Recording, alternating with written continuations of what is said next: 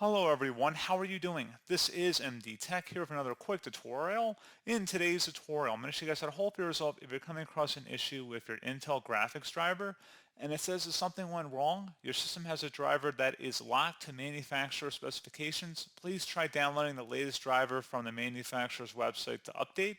And sometimes it'll say exit code 1 or a different exit code perhaps. So this should hopefully be a pretty straightforward process here, guys, on how to resolve it. And without further ado, let's go ahead and jump straight into it. So first thing I'm going to recommend doing would be to go ahead and open up the search menu. And you want to search for Device Manager. Best match should come back with Device Manager. Go ahead and open that up. And you want to go double click on the display adapter selection and then right click on the display adapter listed under here and select Update Driver. Select Browse My Computer for drivers, and then select my pick from a list of available drivers on my computer. Select the manufacturer specific one unless there's only a generic driver available, in which case you would select that one. And then select Next, and give that a moment.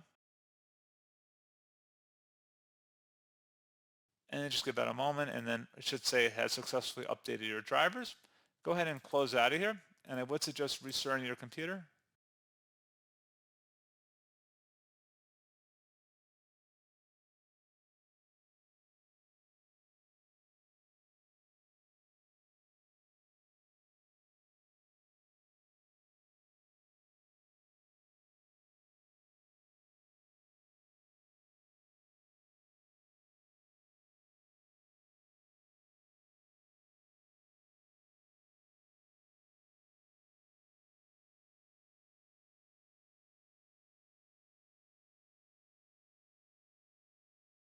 And now at this point, to go ahead and run the installer for the graphics drivers, you should be good to go. So pretty straightforward process, guys. I do hope I was able to help you out, and I do look forward to catching you all in the next tutorial. Goodbye.